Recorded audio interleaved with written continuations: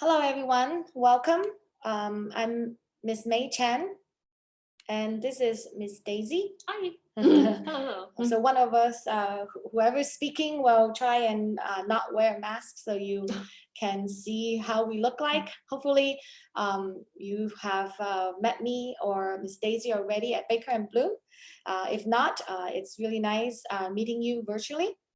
Today's talk is the coding mindset and how we can help students of all ages turn their curiosity into portfolio projects. And I would like to say just very quickly that it's never too early to actually start something that is called portfolio project, because that's actually how our brain learns naturally. So let's get started. So I am Ms. Mei Chen, the STEM program director for both Baker and Bloom and Bloom Academy. And I'm very fortunate to be able to join the founding team for both Baker and Bloom so early on. Actually, I immigrated from the US from Silicon Valley. Before joining Baker and Bloom, I was a software engineer, satellite flight software engineer for Lockheed Martin and NASA, as well as logistics engineer for Procter Gamble, as well as data analyst for Accenture. And that was way back in the days when the word big data did not exist yet. This was just data. So what made me interested in changing my career into education after coming to Hong Kong is basically noticing both as a technologist, as a teacher, and as a mom, the kind of crazy pressure cooker environment and the unique education scene that my own kids are experiencing in Hong Kong. That motivated me to dedicate myself the rest of my career into education. And hopefully, you will find our talk just as helpful, regardless of your role as a parent or as a educator or just someone who's interested in education. And then I would also like to introduce to you Miss Daisy. I'm super happy that she joined our team a few months ago. And she was one of the founding teachers, actually, for another academy that is mainly on coding and technology. And I love her hands-on way of teaching coding, as well as relating it to everyday events. And so, when we started talking, it was kind of amazing how we just hit it right off and keep bouncing off ideas from each other. And, when she says she managed 30 plus courses ranging from robotics to professional game design, she really meant it. It's really 30 plus courses. So, we are definitely spoiled for choice in terms of the merit of technology and application of technology in learning with Miss Daisy. And would you like to highlight a little bit of your education Sure. passion? So thank you so much, Mei, for that very kind introduction. So hey guys, it's Daisy here, and yeah. So my background happens to be mostly in computer engineering, which is a bit different than what people understand as computer science or electrical engineering, sort of in the middle. Essentially, the major was meant for people to design their own, computers and all sorts of stuff. And then after college, I essentially spent a couple years teaching software engineers how to move all their old software to new technologies such as cloud. And we have heard all these sort of big words like big data and all that. So how do you actually manage new technology when you've been in the tech industry for a little bit? So doing that kind of transition as well. And well, I do love technology when it has a lot of application in real life and also helping a lot of people. So I do a lot of in the past I've done a lot of tech projects for NGOs such as you see here, TEDx 10 Women and also Time Auction, among other things. And they really want to make sure that their tech projects really reflect all the things that they want in terms of social impact. So that's why I really love working with NGOs as well. And then, advising on technical hackathons. So this is something that's really a passion of mine since from the get-go, which is that I think there was a real stereotype as to kids not being able to come up with creative ideas or innovation in terms of technology. And so I think the hackathons really break that stereotype, whereby if we just give them a bit of technical guidance and understanding of how mechanics work or how websites work and all that, they can really come up with something that's really impressive. And so yeah, I think that's pretty much it. But I think during the talk I'll talk a little bit about a bit of stereotypes in terms of the education in coding and how we can actually apply all the interests that your kids have, whether it's gaming or art or anything like that, to turn that into something that they can really be proud of, and you as parents be proud of as well. But yeah. Yep.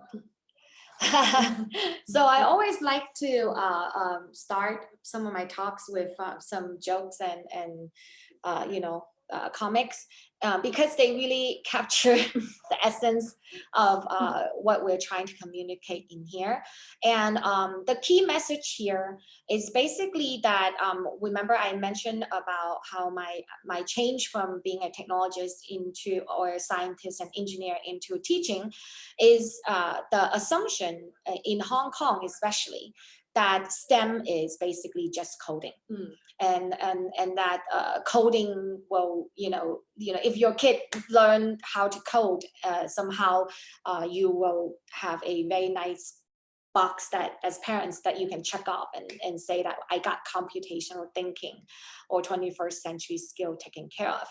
And this is the key message in here, is that despite how important coding is, which, as you can tell, both Daisy and I have a very strong background in, the more advanced we are, the more we realize how important is everyday things and everything else that surrounds it, to make it so that we actually see coding truly as just the tool, an extra tool on your toolbox, that it is not the end. Right? It is not the end goal. Learning coding should never ever be the end goal. It should be just one of the tools that you use to apply your knowledge, to learn how to manipulate your environment, to be innovative and creative. And that's the important thing to keep in mind, especially, when I put on my parent hat myself. Another thing I want to mention about the future of coding, I do feel like I want to cover a little bit more about the breadth of our talk in terms of, why we're covering this, is the fact that in the future, actually, you can do a lot more coding without actually programming the language itself. There's a lot of apps already out there. Like, for example, this is the news about how you can actually make an exact copy of the Twitter clone using just basically adjusting properties of different elements on a page and no coding required. And this technology is actually quite famous. You can look it up. It's called Bubble.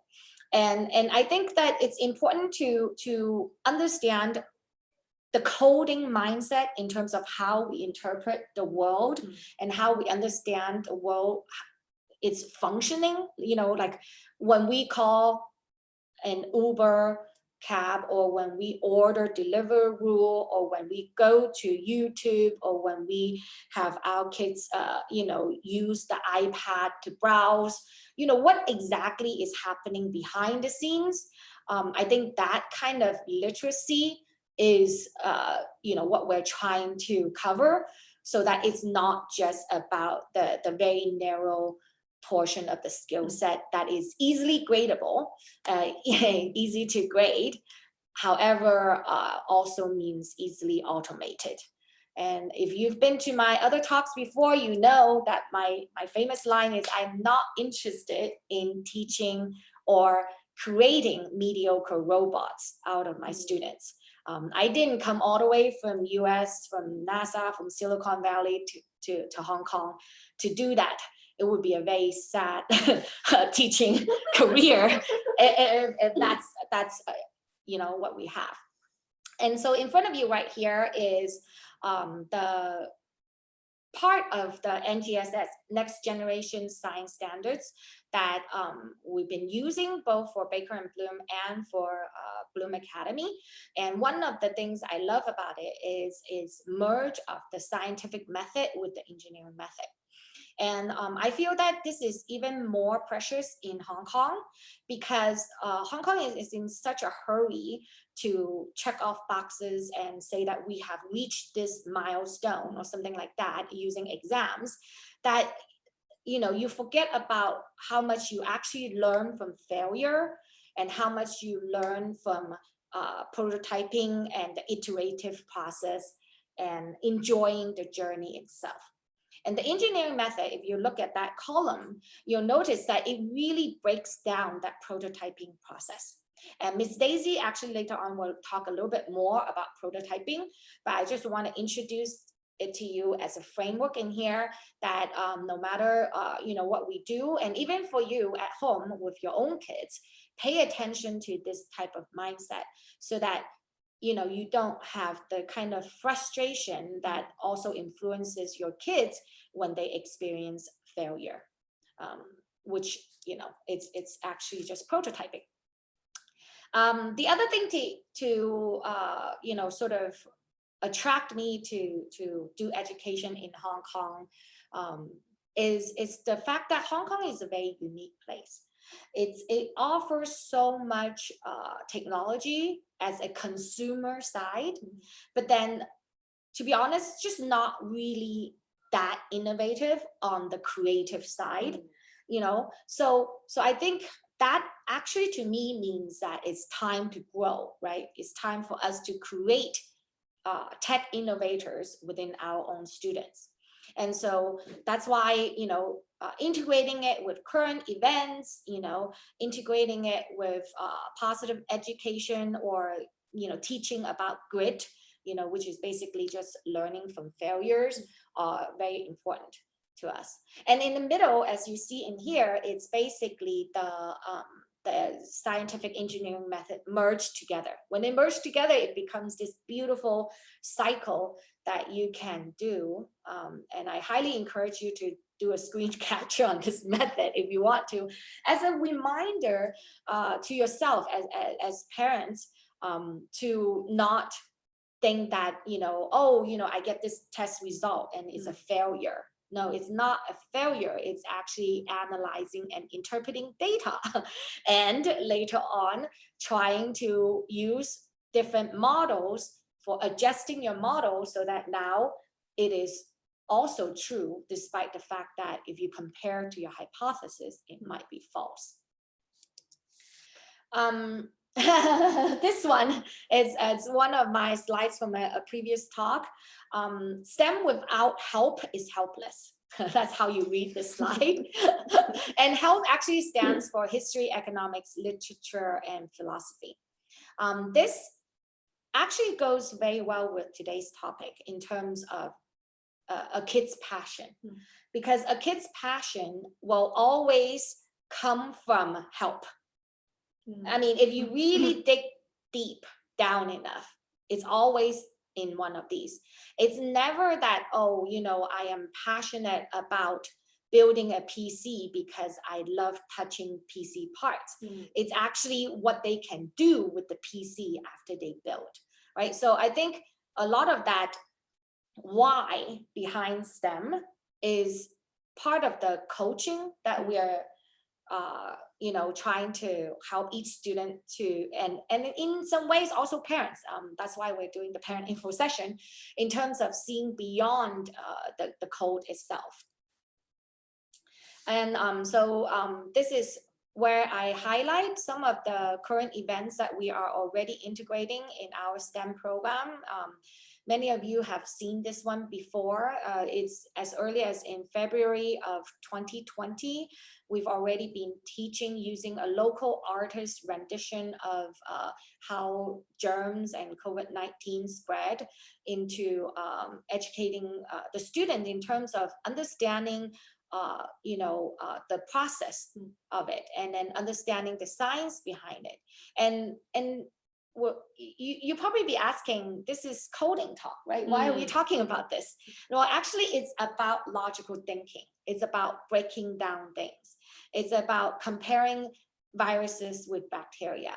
It's that a lot of the creativity and computational thinking and critical thinking has to happen in everyday life, where they notice things and ask questions, and where we as educators and parents encourage the questioning of things in terms of the process of how things happen, instead of thinking that, oh, we just provide them with the answer. No, you actually help them find answers themselves instead of giving them an answer. So that hunt for answer, or that search, is important. This one is where we are introducing it to the next section of the talk, where I think it's the parent mentality. Daisy will cover that quite a bit later on, in terms of how, as parents, we are digital immigrants. We think that, oh, with the crazy amount of screen time, my kids will never be able to think anymore, or they don't notice the flower anymore, right? So we have that constant fear behind us, and I'll be honest, as a parent myself, I have that fear as well. However, it's not about the tool itself, but how you manage the tool. For example, even screen time, you can have screen time where you are watching something that is real life and static, versus something that changes screen and with high contrast, that constantly stimulates your child's brain unnecessarily, so that they develop a mentality where basically if something is not flashy enough, is not worth their attention. Well, that is bad. However, you can have good screen time where basically they're watching a documentary about dinosaurs or something, where it's got vivid color and it doesn't have crazy scene changes. The amount of scene changes is something that has a lot of science behind it, but it's not the screen time that is the limit. So I think, understanding that and breaking that down is also important. This one is where we're I guess it's about the new idea about where we want to cover media literacy, even as young as kids who are barely using a iPad with watching YouTube. I think that is some of us really utilize that, especially during dinner time or other times when our kids are active, and understanding how to manage that. I think it's important, and I do have actually a bunch of tools where later on, if you guys fill in I think we have a sort of feedback form at the end, where, or if you sign up during the normal channel, we can send out in terms of the tools that you can use as a parent to do media literacy and screen time management with your own kids. And I think that's very useful, because we're digital immigrant and our kids are digital native. So they've never been living in an age where there is no screen. Yeah. Oh, I don't know why it doesn't do that anymore. Okay, so this one is where I want to highlight the example of the engineering method, the scientific engineering method, in terms of how you can use the words like prototype, hypothesis, redesign, adjust hypothesis to help your kid to really just adjust to failure and think of failure as an everyday life event. And we really emphasize that a lot, both in Baker and Bloom, into every single lesson, to the point where basically kids who design things that are like less than perfect looking oftentimes get more applause and encouragement from us as teachers than kids who are able to only create very pretty things because they're so conservative, they're afraid of trying out new things. And I think that is the sort of mentality, Silicon Valley mentality, that I would like to bring over. So now I think I'm giving Ms. Dazi the stage to talk about her examples. So the previous ones were my examples, and now Ms. Dazi is taking over a lot of my courses, as well as implementing new coding projects. So I'll let her highlight her student projects and lessons. Awesome. So thanks so much, Mei. So hey guys, it's it's me again. So I think I'm gonna really start off with a couple of stereotypes that I've seen quite a bit while teaching coding for a bit for the last couple of years. So I think I myself, when I first encountered this word coding, and sorry, I'm gonna take this myself so that you guys can see my face. This stereotype of coding, when I actually first encountered coding, it was really in front of the computers, and I have to spend a lot of hours with my professor and all that kind of stuff. But when I actually started teaching, and kids coming in when they're 5 or even maybe younger, saying that, oh, I do want to learn coding, there is an actual way to learn coding without screens, as Ms. Mei have said before. So here in the slide here, you'll see this kid here who holds this little paper, and you might ask, what does this have to do anything with coding? So you'll see here, there is this one part where she came up to us and said, I love drawing stars, right? I love drawing, and I wanted to share with her this idea of algorithm, which is essential to coding, which is essentially the way of you solving a problem. So how do you actually solve a problem? Where, well, you can do it just by drawing stars, right? Because that's something that she wants to draw. That's something that she wants to achieve, which is essentially the problem that she wants to solve. And she showed me in 5 steps, essentially, how to draw a very simple star. So she drew this straight line, and then she told me that she needs to draw a little 7, and then she had to draw 3 other lines to complete the actual star. So this is a very simple algorithm, right?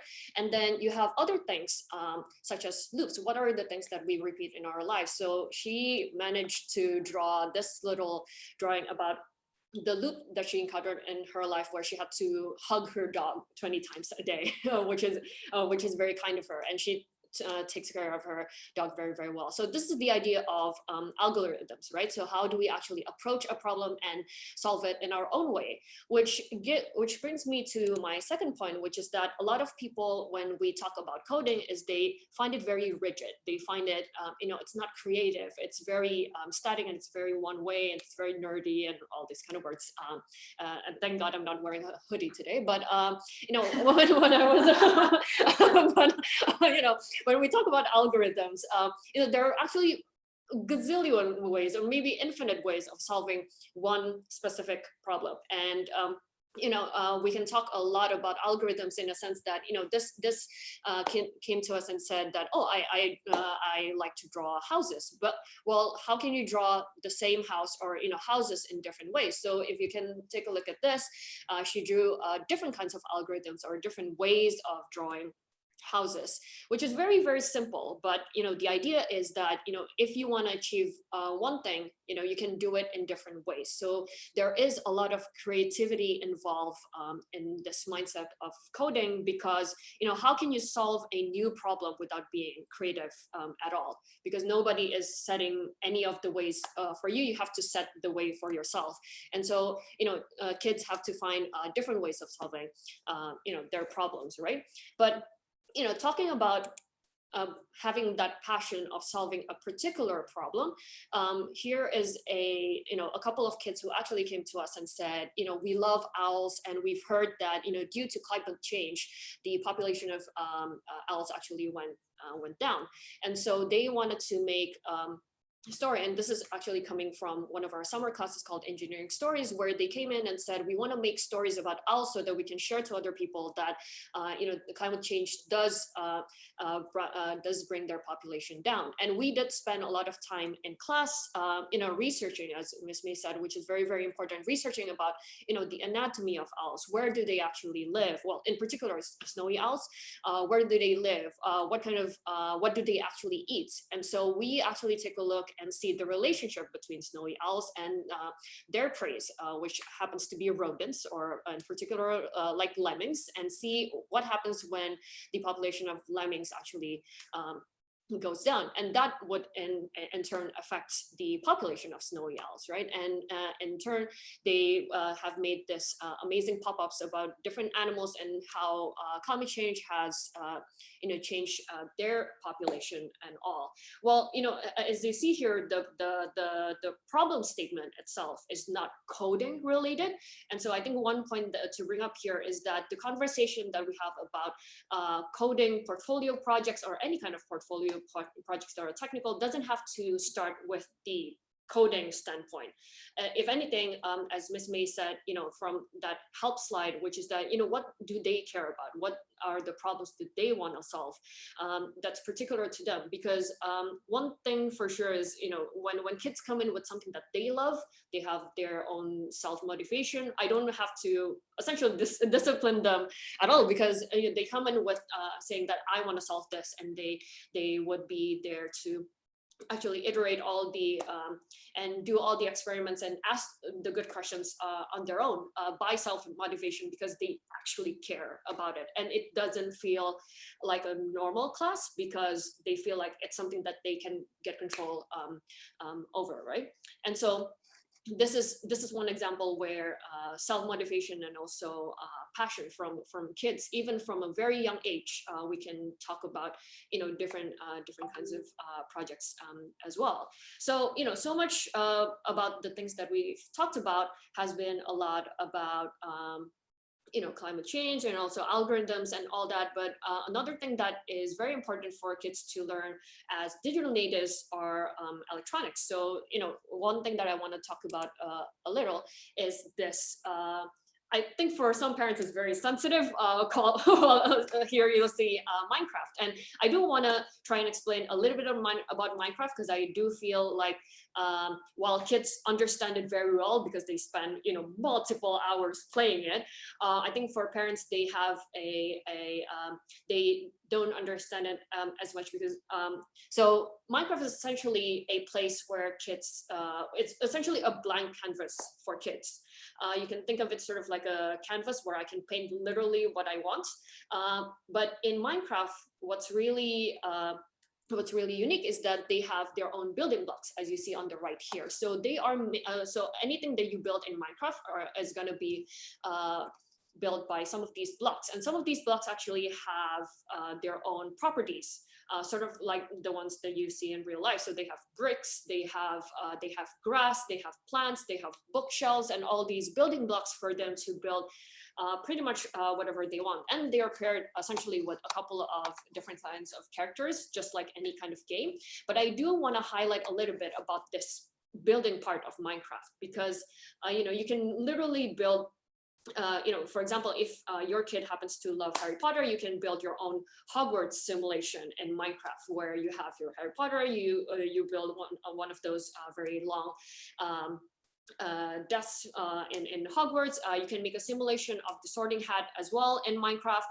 If your kid happens to love Lord of the Rings or any other kind of fictional novels, they can make their simulation in Minecraft pretty easily. And they can do this with their friends, which is something that they love because it's a multiplayer environment. But one particular part in Minecraft, one particular block, is something called redstones, which is essentially a specialized block in Minecraft that allows you to simulate real electronics. Now, if we take a look at real life electronics, right? There's a lot of things that kids might have to struggle, kids might struggle with, especially when they're very, very young and they still don't know how to maybe use scissors, or maybe you're scared that they might, you know, stick something on their hand or anything like that. A simulation can pretty much, you know, simulate the same thing. So Minecraft electronics, which is essentially, again, redstones, allows you to simulate electronics in different ways. So for example, you can simulate different things like logic gates, or, you know, in this case, an elevator, to build an actual functioning elevator with something like redstones, right? So in redstones, you can discover different kinds of physical properties, I can say, for electronics, such as power. You can talk a little bit about delay. You can make different kinds of animation. You can even simulate storage. So in Minecraft electronics, actually, you can use redstones to simulate a computer or memory system in a computer. So if you go online and search for redstones, you'll see these amazing builds using Minecraft to basically show a person what maybe like an 8-bit computer might look like. So within Minecraft, there is actually a lot of educational value, one of which is using electronics. And you can use this to build like password doors amongst other things other than Minecraft. But, you know, this is the Minecraft environment itself. But some of these blocks that I just talked about, you know, for some of the gamers that have spent a lot of time in Minecraft, they feel like, oh, this is a bit limited. I wish there is this kind of block. I wish there is this kind of character and all that. So I do want to introduce you to this concept of Minecraft called mods. You know, some of your kids might have heard of this, or something called modifications. So how do I actually add something of my own in Minecraft that, you know, maybe my friends or even myself have never seen before? So mods apparently requires a lot of coding, because, you know, essentially Minecraft was made by this from this programming language called Java. And so if you do want to stick, if your kids want to stick something into Minecraft that they have never seen before, they do need to do a little bit of coding. And so this is one of the projects that one of our students have come in and said, oh, I do want to make my own mod, but I have never done any kind of coding. How do I actually approach it? And so we spent a couple of hours talking about, you know, what kind of you know, characters he wants to make, or what kind of custom blocks he wants to make. And then, you know, understanding mods actually allow you to understand the programs behind Minecraft and how Minecraft actually works technically at the back. And so when we actually make that mod, right, we spend a lot of time in terms of design, because so much about the environment in Minecraft is visual, right? So if you take a look at the left part here, you'll see the design for the actual block.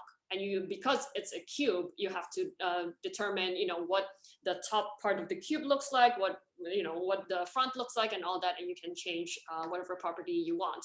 And so they do, and then they understand like very, very small details about blocks and technicalities in, you know, that kind of simulated world, whereby I can say, oh, actually, in the wild, in Minecraft, I can try and make this block appear a bit more. So I can increase its probability, or I can decrease its probability, and whatnot.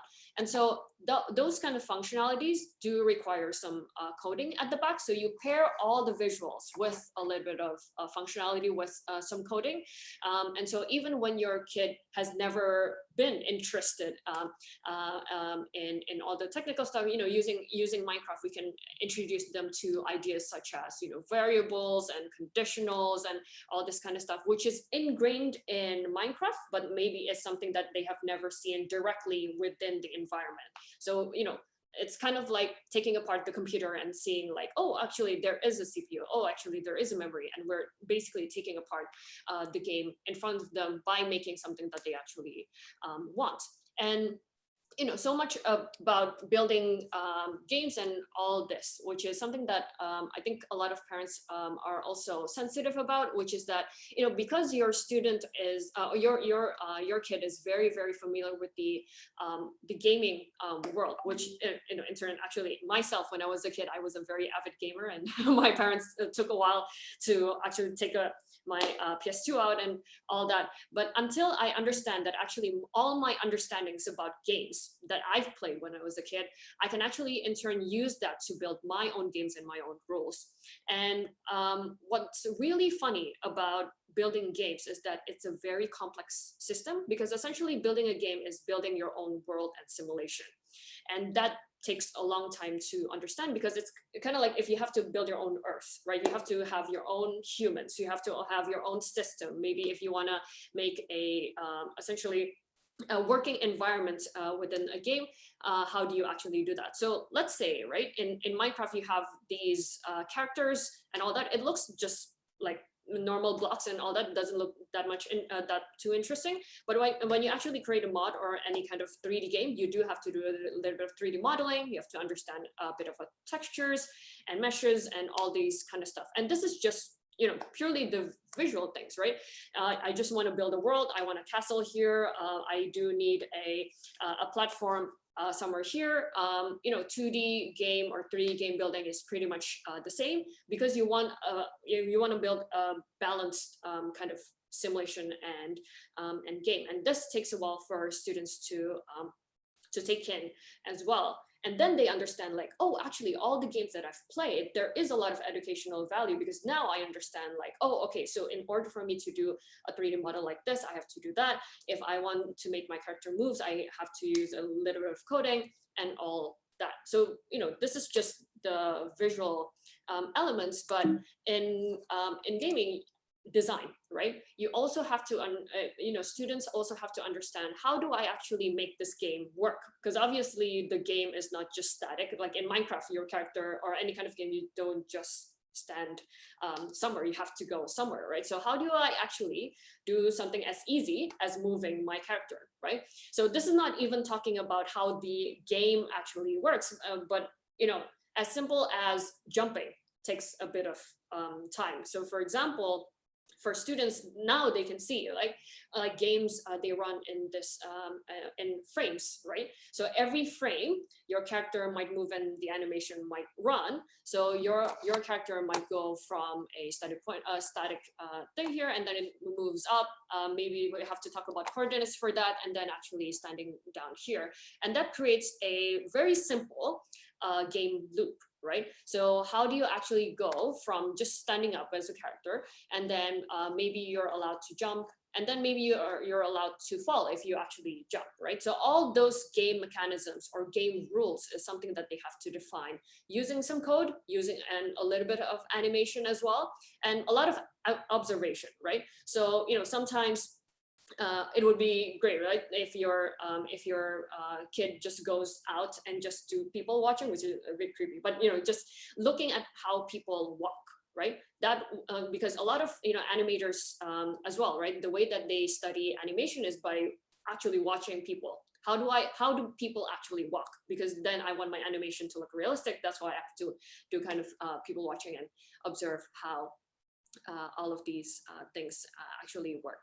And so I think doing game design for students who are very much into gaming is a very, very good transition, because using all the knowledge that they've learned from all the games that they've played, they can translate that to a system where they define their own rules, they define their own characters, they design their own characters, and they can even publish it and send it to their friends, so that they can show that, you know, I've designed this own game. But, you know, so much about learning is also journalizing it. You know, how do I know how much I've improved? Because, you know, sometimes when me as a student myself, when I actually learn, I just, you know, do it, and then I'm pretty much done. Okay, I know how I know how it works, or all that kind of stuff. But, you know, one project that we really love doing is websites, because it's something that I can share, you know, and not just myself, but I can share it with my parents, I can share it with my friends, and help them do different things, right? So this is one project that a student came to us and said, oh, I have a dog, but you know, sometimes it's very hard for me to actually bring him around, because I don't know where I can bring him. So can I actually make a website to support other dog owners in Hong Kong. So this is an example of a localization project, because maybe in other countries that's not a particular problem. In Hong Kong, maybe in different places you are not allowed to bring dogs, or maybe they're scared of dogs, or maybe different hotels wouldn't allow dogs. So he made this particular website where he feels like, from his point of empathy, right, understanding that we can solve a problem that I've myself have encountered, and I made the solution myself. And I can publish this and send to people who actually are indeed dog owners, which probably he knows. So right, so another version of this is because you can try and make, because right now the project is in English, but can I actually make it in Cantonese so that locals can actually bring their dogs around as well. And if we can actually build this, we can put this in different countries where people can indeed suggest different kinds of places for their dogs and their in different places. So I think oh, okay. So this is another project, but I think this is Miss Mei's student, and so I think she'll come back and talk about some of these projects as well. So a lot of these projects in here are all sort of integrated, as you have noticed, to Hong Kong and Hong Kong's problems, as well as solutions to solve these problems. And one thing just to wrap up a little bit, what I love about Daisy's talk is that she comes from her own, she's definitely more digital native than I am. So she comes from that understanding of the gamer view, and with the Stanford design thinking process, we can then help the students actually start thinking about what would make that game fun, not only for me, but also for their peers. And that kind of empathy and design and thinking in someone else's shoes is something that is actually great to introduce at a young age. And sometimes we kind of just think about, oh, this is coding, and then forget about all the human stuff that goes along with it. And that is something that why, for example, that teaching coding at Baker and Bloom, it's a lot more broken down in steps, because we want to help them learn to learn, meaning learn how to educate themselves in the future, learn how to solve problems for themselves, so that it's not that it's for example, it's not that you go into a Lego class where we give you a booklet on how to build this dinosaur with exactly these color pieces and these special pieces, and then you follow the instruction, and then voila, everyone is able to build a super nice dinosaur, but then they also look exactly the same, right? So in here, as you have looked through Miss Daisy's examples, they're all different and all unique and all applicable in their daily lives, which includes this one, which is a water sensor for a student of mine who is very much concerned about the water quality around Hong Kong. So we actually went around and collected water samples in Clearwater Bay, in all those different beaches actually, and we compared them using scientific method, right, in terms of their pH, bacteria content, ppm, which is parts per million in terms of particles and all that stuff. And then so what is that? That is actually just scientific research. But how is that related to coding? Well, because in order to monitor the sensors, the water quality, we need to have a low budget model. And so we actually end up procuring all the parts from Taobao, and the parts are all original in terms of compared to the US versions are very different, so we have to hack through some of the settings and learning how to do that. And to be honest, that is the patent pending portion of it. It's the fact that we are using very localized products in order to create a solution that is within 50 HKD, where it can connect to the Wi-Fi hotspots that the Hong Kong government actually provides in order to update the app with real life data, so that he can create a website that then can create attention and people to pay attention to these kind of concerns. And so anything that your kid is interested in, we always start with our parent meeting, asking just this one single question, like, oh, what do you love to do when you have free time? And then we just start from there. If anything, the older the kid is, the harder it is for them to tell us what they love and is passionate about.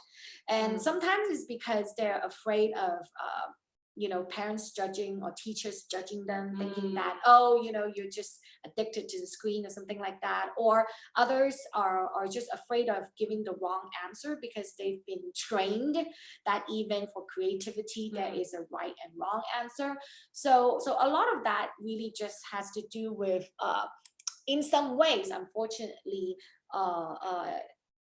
teaching them that there is just no right answer when it comes to innovation and personal projects. And this is another one where the student loves Avengers and the helicarrier in there. And he was like, I want to create a real life helicarrier. And then so we went about it, and we basically have a whole page that analyzed the physics of it to showcase that the actual helicarrier that looks great graphically was completely unreal. Because if you're interested in his website, I can share. If you go on the by the way, you guys are welcome to raise any questions within the chat anytime you come up with questions, especially if you're afraid of forgetting it, and then we'll get to it at the end. And then in this part, we basically analyzed that the size of each propeller, if they were only having 4, would be 5 times bigger than the body of the helicarrier itself. So yeah, and that's why we later on have to research on GE's nuclear powered propeller, and later on coming up with the fact that we needed 66 of them to do the size. So all that is, we create 3D model, all that. It's actually, there's a lot of digital stuff in there, right? Technology, in terms of not only the physics, but the 3D modeling, how to publish it on Google Marketplace, how to get higher ranking and download, how to create the website that log the entire learning. That's another thing that I think it's great for students to understand, that their online image, their alter ego that's online, can be managed and should be managed, instead of just leaving digital footprints everywhere and don't know what services, if someone Googles your name along with your school or something like that, right? So this is another one where this student is a runner, and he loves running, but then every day, if you look up at the pollution index and things like that in Hong Kong, you'll discover that unfortunately it's actually healthier to run inside a gym than it is to run outdoors. So then again, one of the solution was partnering with 24-Hour Challenge, which is actually a nonprofit organization that have hundreds and thousands of runners in this 24-hour running on the peak.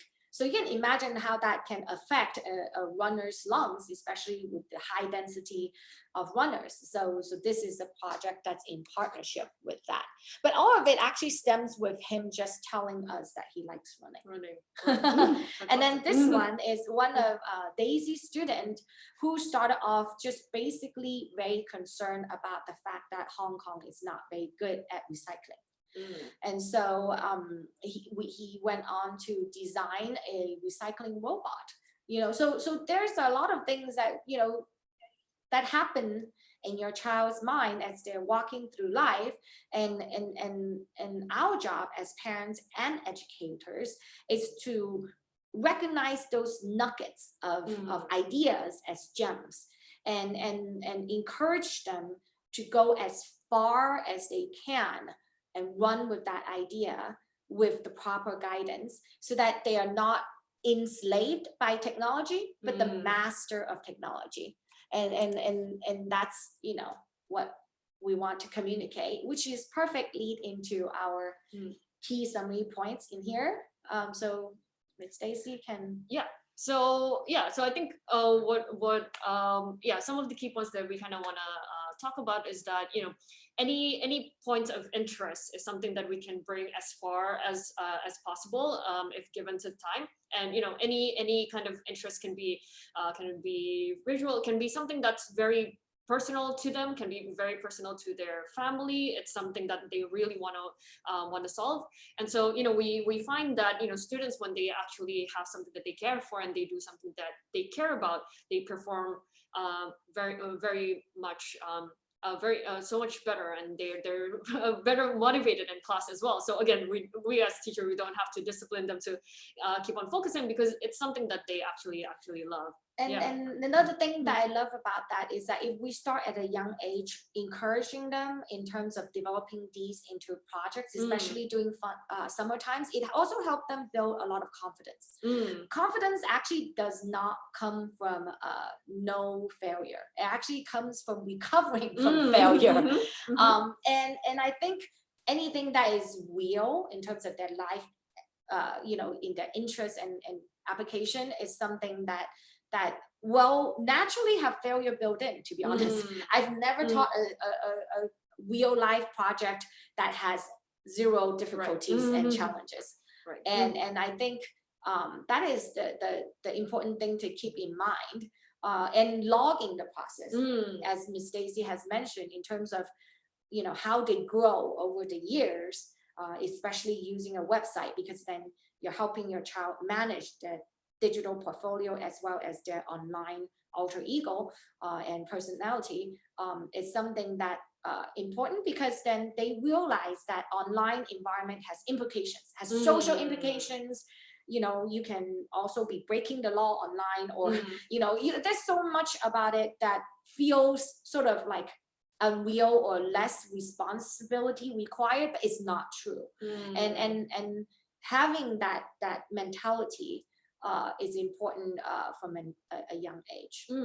Well, to add to that, because I think one of the things about personal projects is that it really teaches kids and our students how they actually solve their own problems, and coming up with their own system of solving a problem. So even when they actually go to college or go abroad, they can be independent and figure out something without being too dependent on a lot of things.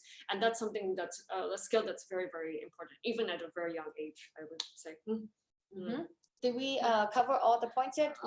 Right. Yeah. So I think to just to close, I think to say that all in like personal projects, even though we're talking a lot about coding here, it doesn't have to start with sort of the technical point, something that they actually care about, whether it's something to do with psychology or some book that they've read, they found this very random fact that they want to maybe explore a little bit more. We can basically turn that into something that they can be proud of, and you as parents can be essentially proud of as well. Actually, So, that brings up a good point. We have another Daisy student who the parent did start the kid very young, but then wanted the kids to have breadth, meaning like, I don't even know what are the different ways of applying STEM, is it building PC, is it building Minecraft mod, is it building Roblox game, is it, what if my kid doesn't have any answer to that? Can we just have a breadth first sort of thing, exposed to different elements? So we actually have come up with a curriculum that's based of MIT's business ideas in terms of what are the most important technologies, and then using that actually as part of our curriculum in terms of exposing them to the different elements. It's right in here. So in terms of cryptocurrency and all the different topics that we can go into in terms of and what is big data, all that different things that I think even our young teens are already getting exposure to. It's just everywhere. What does that mean? What are so all that it can be actually covered in a breadth first sort of series that we have as well. Cool. Okay, I think we're done, yeah. and then also we're time up. So here is some information that you guys can sort of email or have questions for us, as well as I'm trying to see if we can bring up the chat box now, and see if there is questions. Also, if you want to ask any questions outside of the chat, you can. Oh, one more thing. I mentioned about tools for parents in terms of sort of screen time management. I basically have a handout that I have created for screenagers viewing before, and I think that's important. And if any one of you want to ask about these resources, please make sure that you have registered via our regular channel, because then we already have your email and I can just send that out as a follow-up. Or if you did not register via the regular channel, please type in your email via the private chat. You can send it just privately to us, and we can share with you on that. Yeah. I think for there's a question where basically how does projects help prepare for competitions and college admissions? So I'll go first about my student, and you can cover yours. One of the things that is great about doing these projects from as part of their learning journey is that once you're joining competitions or boarding school or university application, you actually already have it.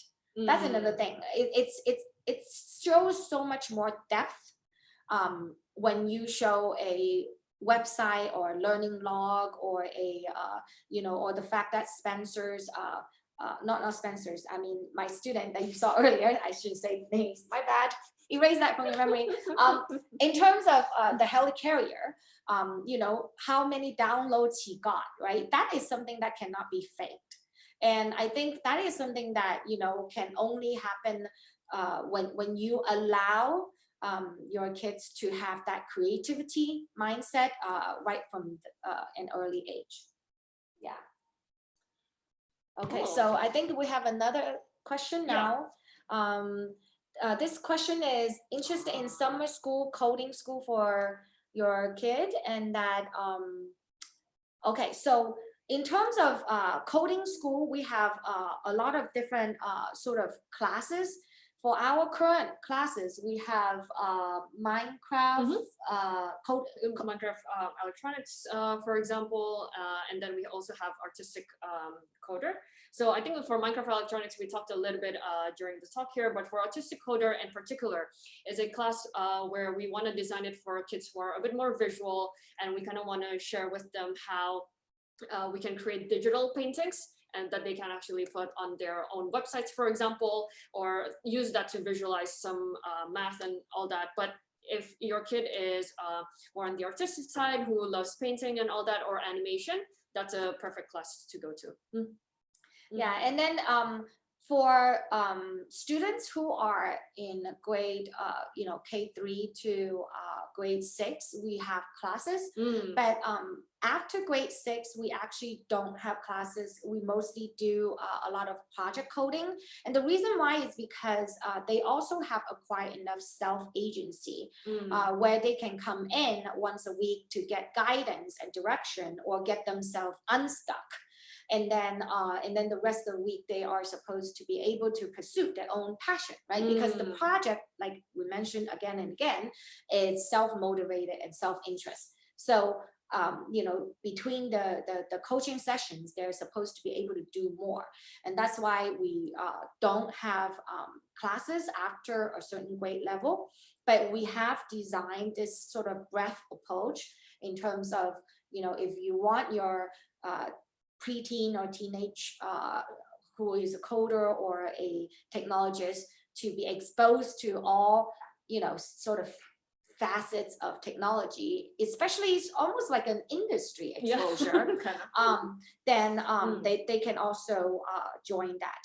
And I think that if you have specific questions, then you really do need to email us, and then we do we'll try our best to call you back as soon as possible in terms of customizing a learning journey for your child.